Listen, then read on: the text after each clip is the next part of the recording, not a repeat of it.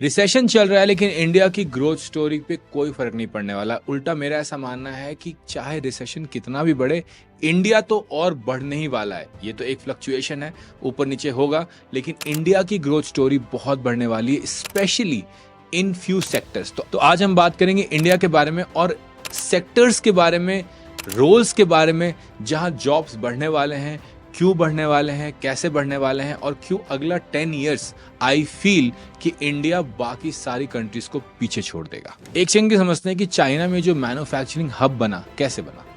China के पास क्या था? बहुत अच्छा, बहुत ही बढ़िया ट्रेनेबल यूथ था, ठीक है, और उसकी सरकार ने काफी सारा इन्वेस्टमेंट किया एसईजीज बनाने में, स्पेशल इकोनॉमिक जोन्स बनाने में, और वहां पे ढेर सारी मैन्युफैक्चरिंग हुई। क्यों ढेर सारी मैन्युफैक्चरिंग हो पाई? क्योंकि जो यूथ था वो ट्रेन हो रहा था और सस्ते में काम कर पा रहा था, ठीक है। तो आपके पास पॉपुलेशन थी, डेमोग्राफी था, पॉपुलेशन नहीं, डेमोग्राफी भी बहुत जरूरी है कि यूथ होना चाहिए, और आप उसको ट्रेन कर पा रहे थे और वो सस्ते में काम कर रहा था। उससे क्या होता है? उससे मैन्युफैक्चरिंग कॉस्ट कम हो जाता है। जब किसी चीज़ का मैन्युफैक्चरिंग कॉस्ट कम होता है तो मार्जिन्स बढ़ जाते हैं। जब मार्जिन्स बढ़ जाते हैं तो कंपनीज को क्या चाहिए? कंपनीज को चाहिए मार्जिन। तो सारा का सारा मैन्युफैक्चरिंग का काम आ गया चाइना। सेम चीज़ बांग्लादेश में भी हुआ। बांग्लादेश में क्या हुआ? चीप लेबर, बढ़िया लेबर, ट्रेनेबल लेबर, और वो आज टेक्सटाइल का मैन्युफैक्चरिंग हब हो गया। बड़े से बड़े कंपनीज वहां जाकर कपड़े बना रहे हैं और बेच रहे हैं, ठीक है, बहुत अच्छी बात है। सेम चीज ताइवान में हुई। ताइवान में क्या हुआ? ताइवान सेमीकंडक्टर का हब बन गया। कैसे बना? वहां पे भी सेम चीज थी, खूब सारे लोग उसमें ट्रेन होने लगे, गवर्नमेंट का सपोर्ट आने लगा, यूथ चीप था, ट्रेनेबल था। तो ताइवान में भी TSMC जिसको कहते हैं, यानी कि ताइवान सेमीकंडक्टर मैन्युफैक्चरिंग कंपनी, बहुत बड़ी हो गई, वर्ल्ड की बिगेस्ट लीडर हो गई। यही सेम चीज इंडिया में भी हुआ है। इंडिया में पिछले 25 सालों में एक सेक्टर ने बहुत ग्रो किया है, और वो कौन सा सेक्टर है? IT sector. क्यों हुआ इंडिया में IT सेक्टर का ग्रोथ? क्योंकि यहाँ के यूथ के पास तीन चीजें थी। एक तो हम बहुत इजीली ट्रेनेबल थे, तो हमारे यहाँ काफ़ी ज़्यादा इंजीनियरिंग कॉलेजेस बढ़े। जितने इंजीनियरिंग कॉलेजेस बढ़े उतना ही यहाँ हायरिंग होती गई। इन्फोसिस हायर करता है, HCL हायर करता है, TCS हायर करता है, टेक महिंद्रा हायर करता है, बहुत सारी हायरिंग हुई और इन सारी कंपनीज ग्रो करती गई। दूसरा, यहाँ का यूथ भी सस्ते में काम कर पाता है, 25-30 हज़ार के जॉब से शुरुआत कर सकता है अपने करियर का, और फिर करियर में ग्रो कर पाता है, आराम से ग्रो करता है। तो क्या होता है इससे फ़ायदा? इससे ये फ़ायदा होता है कि आप ज़्यादा काम बाहर से ले सकते हो सस्ते में इंडिया में कराने के लिए। थर्ड थिंग क्या होती है, जो हमारे पास सबसे बड़ा सुपर पावर है सर्विस सेक्टर में। देखो, मैन्युफैक्चरिंग सेक्टर में आपको जो है बहुत लोगों से बात नहीं करना पड़ता, आप फैक्ट्री में जाते हो, काम करते हो। सर्विस सेक्टर थोड़ा डिफरेंट होता है। सर्विस सेक्टर में आपको क्लाइंट से बात करना पड़ता है। लेकिन इन जितने भी कंट्रीज का मैंने नाम लिया, चाहे वो ताइवान हो, चाइना हो, बांग्लादेश हो, इन सब में एक चीज बड़ा मिसिंग है, इंग्लिश स्पीकिंग। इंडिया में इंग्लिश बहुत आराम से सब कोई बोल पाते हैं। आप लोग, अरे ये क्या बात कह रहे हो भैया, इंग्लिश तो बोलने में दिक्कत होती है। अरे बहुत ज्यादा नहीं बोलना होता है, पर आप अगर कभी किसी चाइनीज से बात करोगे, क्योंकि मैंने काम किया है ऐसे लोगों के साथ, उनकी इंग्लिश तो बहुत ही खराब होती है। उनसे अच्छा इंग्लिश तो कोई भी बोलता है। एक जोमैटो डिलीवरी पार्टनर, एक उबर ड्राइवर भी बढ़िया पढ़े लिखे चाइनीज से ज्यादा अच्छा इंग्लिश यहाँ बोलता है। और जब आप इंजीनियर होते हो, क्योंकि आपकी पूरी medium of instruction he English में होती है, तो आपको जो इंग्लिश खराब लग रही है वो हमारे दिमाग में डाला गया है, वो फिर भी बहुत बेटर होती है। और जब आप ग्रो करते जाते हो तो वो और अच्छी हो जाती है। तो इंग्लिश हमारे लिए एक बड़ा सुपर पावर बन जाता है सर्विस इंडस्ट्री में। तीनों का हमें बहुत भयंकर फायदा मिल रहा है और मुझे लगता है मिलता रहेगा। ये जो लंबी लकीर का एपिसोड है, ये हम हर संडे लेकर आ रहे हैं ताकि आप करियर और एजुकेशन को बेहतर समझ सके, अच्छे से सोच सके उन चीजों के बारे में। तो संडे का एपिसोड बिल्कुल मत मिस कीजिए और सब्सक्राइब और लाइक जरूर से कीजिए इस वीडियो को। पर इसका यार एक बहुत मजेदार और फायदा है। मैंने जितनी भी कंट्रीज के नाम लिए ना, मैं कल बांग्लादेश के बारे में भी पढ़ रहा था। प्रॉब्लम क्या होता है, जब आप मैन्युफैक्चरिंग हब होते हो तो आपको दो चार चीजें करनी पड़ती हैं। पहले तो आपको इंफ्रास्ट्रक्चर को बहुत स्ट्रांग करना पड़ता है, अपने पोर्ट्स को स्ट्रांग करना पड़ता है, अपने रोड्स को स्ट्रांग करना पड़ता है। उसके बाद आपको फैक्ट्री के लिए जगह एलोकेट करनी पड़ती है। फैक्ट्री के लिए बिजली भी चाहिए, पानी भी चाहिए, सब कुछ चाहिए। ढेर सारा मैन्युफैक्चरिंग करते हो तो ढेर सारा पोल्यूशन भी होता है। और उसके अलावा आपको रॉ मटेरियल्स तो सारे यहाँ मिलेंगे नहीं, तो रॉ मटेरियल्स इंपोर्ट करने पड़ते हैं। जब आप रॉ मटेरियल्स इंपोर्ट करते हो तो आप उसको भी डॉलर में पे करते हो, तो आपका फॉरेक्स भी गिरता है, फॉरेन एक्सचेंज। ये सब प्रॉब्लम्स होते हैं मैन्युफैक्चरिंग के साथ। इतना ही नहीं, मैन्युफैक्चरिंग में और भी समस्याएं होती हैं, बात करेंगे उसके बारे में, लेकिन इन समस्याओं से सर्विस इंडस्ट्री जो है वो अछूता है। आईटी जॉब करने के लिए क्या चाहिए? क्या आईटी जॉब करने के लिए आपको बड़े पोर्ट्स चाहिए? नहीं। क्या आईटी जॉब करने के लिए आपको ट्रक चलाने वाले इंटरकनेक्टेड हाईवेज चाहिए? नहीं।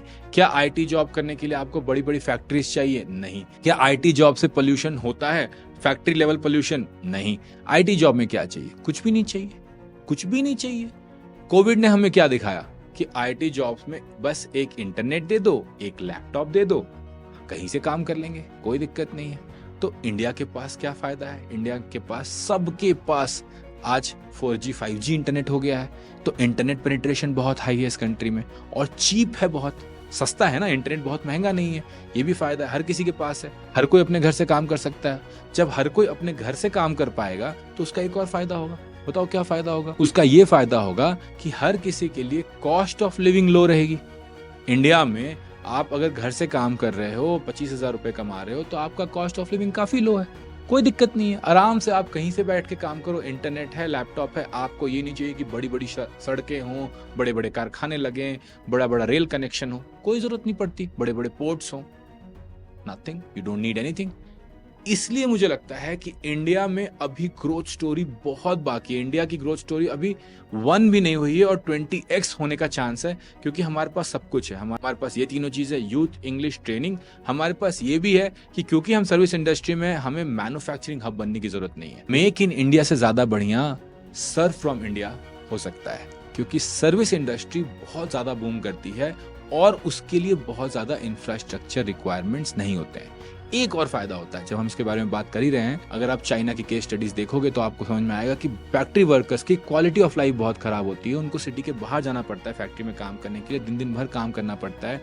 काफी सारे ऑक्यूपेशनल हैजर्ड्स हैं फैक्ट्री में काम करने के। वर्सेस जब आप एक आईटी इंजीनियर को सोचते हो तो आप क्या सोचते हो कि आराम से बैठा है, लैपटॉप पे टक टक टक टक टक टक टक टक कर रहा है, एसी में, बढ़िया शर्ट, बढ़िया टाई पहन के। हाँ, रोते हम भी हैं, आईटी इंजीनियर भी खूब रोते हैं, कहते हैं कि अरे यार मेरा बॉस ऐसे बोल दिया, 9.5 घंटे रोज काम करना पड़ता है, क्लॉक करना पड़ता है। हाँ, सब होता है, बट जब आप उसको एक फैक्ट्री वर्कर की लाइफ से कंपेयर करोगे तो the quality of life which an IT engineer is getting is much much better. ये सच है, ये झूठ नहीं है। और जब ये आईटी इंजीनियर एक शहर में रहता है, थोड़े और पैसे बनाता है, तो इसके साथ साथ एक जिम इंस्ट्रक्टर की जॉब लगती है, एक सिक्योरिटी गार्ड की जॉब लगती है, टीचर्स की जॉब लगती है, जो म्यूजिक टीचर आते हैं सोसाइटी में बच्चों को सिखाने के लिए, उनकी जॉब लगती है, स्विमिंग इंस्ट्रक्टर की जॉब लगती है। बहुत लोग स्टैंड अप कॉमेडी करने लगते हैं क्योंकि ये लोगों को अच्छी क्वालिटी ऑफ लाइफ भी चाहिए। तो क्या हो रहा है, समाज भी साथ साथ बढ़ रहा है, काफी सारे अच्छे पॉजिटिव सर्विस वाले जॉब्स, ये सारे सर्विस जॉब्स हैं जो और बढ़ रहे हैं, तो इकोनॉमी और बूम कर रही है। इसलिए I am so much bullish on India and specially the service industry from India. और एक चीज बताता हूँ, सर्विस इंडस्ट्री सिर्फ आईटी इंडस्ट्री तक लिमिटेड नहीं है। आईटी इंडस्ट्री के बाहर भी एक बहुत बड़ी सर्विस इंडस्ट्री है, जो है फाइनेंस की सर्विस इंडस्ट्री, जिसमें 50,000 से भी ज्यादा जॉब्स ओपन है। और इंडिया में ढेर सारे जॉब्स, ढेर सारा काम आ रहा है बाहर से। क्यों? क्योंकि ये भी वैसा ही काम है। फाइनेंशियल एनालिस्ट का जो रोल है उसमें बहुत ही दिमाग लगता है, स्पेशलाइजेशन करनी पड़ती है। तो एकदम से आप, ऐसा नहीं कि एक दिन आप उठेंगे और करने लगेंगे, आपको उसमें समय लगाना पड़ता है। और इंडिया के यूथ के पास एक चीज तो बहुत है, समय। वो काफी सारा साल लगाकर, काफी सारा समय लगाकर कोई चीज सीख सकता है, स्पेशलिस्ट बन सकता है। ये हम इंडिया में देखते हैं, ये चीज यूएस में नहीं होती। क्यों नहीं होती यूएस में, आप पूछोगे? देखो, जब यूएस का जो बच्चा होता है ना, वहां पे माइंडसेट ये होती है कि यार 18 साल हुआ नहीं आपको घर के बाहर जाना है, अपने पांव पे खड़ा होना है। क्यों? यूएस में कॉस्ट ऑफ लिविंग बहुत हाई है और कल्चरली एक्सेप्टेबल नहीं है पेरेंट्स के साथ रहना, दोनों चीजें हैं। इंडिया में कॉस्ट ऑफ लिविंग हाई नहीं है, पेरेंट्स के साथ आप आराम से रह सकते हो, कल्चर में कोई दिक्कत नहीं है। यार पहले भी आप घर पे रहते थे, 18 के बाद भी खुलते हैं, ये प्रिपेयर कर रहा है, वो प्रिपेयर कर रहा है, वो पढ़ाई कर रहा है, ये पढ़ाई कर रहा है, ऐसे करके आप आराम से 22-25 तक भी पढ़ सकते हो, 26 तक भी कोई आपको कुछ खास नहीं बोलेगा। मन में अगर लगे बुरा तो वो अलग बात है, लेकिन आपको परेशानी नहीं है, सपोर्ट सिस्टम है, सोसाइटी में एक सपोर्ट है, फैमिली का एक सपोर्ट है जो बाहर नहीं है। तो आप यहाँ पे आराम से स्पेशलिस्ट बन सकते हो। और ये जो स्पेशलिस्ट रोल हैं, चाहे वो प्रोग्रामिंग के रोल्स हों, चाहे फाइनेंशियल एनालिस्ट के रोल्स हों, चाहे और भी जो इस तरह के स्पेशलिस्ट रोल्स आ रहे हैं इंडिया में, इनके लिए आप प्रिपेयर कर सकते हो। तो क्या मजेदार बात है, हमारा पूरा का पूरा इंफ्रास्ट्रक्चर, हमारा पूरा का पूरा डेमोग्राफी, हमारा पूरा का पूरा सोसाइटल स्ट्रक्चर और हमारा पूरा का पूरा कॉस्ट ऑफ लिविंग, हर कुछ इस बात को सपोर्ट कर रहा है कि इंडिया की ग्रोथ स्टोरी बहुत खतरनाक होने वाली है और यहाँ बहुत सारे जॉब्स ना सिर्फ आ रहे हैं बल्कि आने वाले हैं। हमें उसके लिए तैयार होना है। आप कैसे तैयार होगे? मेंटली सोच लो कि यार मुझे समय लगा के एक स्पेशलिस्ट जॉब में घुसना है, क्योंकि स्पेशलिस्ट जॉब्स की डिमांड बढ़ती जा रही है। वर्टिकल स्किलिंग, जिसमें आप एक चीज बहुत डीप में सीखते हो, उस तरह के जॉब्स बाहर से यहाँ आ सकते हैं। और अगर वो जॉब आप लैपटॉप पे कर सकते हो तो डेफिनेटली आप कहीं से भी कर सकते हो। और उस तरह के जॉब्स बहुत हैं इंडिया में आज भी, और भी बहुत आएंगे। क्यों आएंगे? क्योंकि मैंने ये सारे रीजंस लिस्ट डाउन किए हैं। तो रिसेशन से, एआई से, ग्लोबल ट्रेंड से मत डरो। इंडिया में सब कुछ बहुत बढ़िया होने वाला है। आपका एक ही काम है कि आप स्पेशलिस्ट बनो और वर्टिकल स्किलिंग करो, एक लंबी लकीर खींचो। जाने के पहले कमेंट में जरूर से जय हिंद जय भारत लिखते जाना।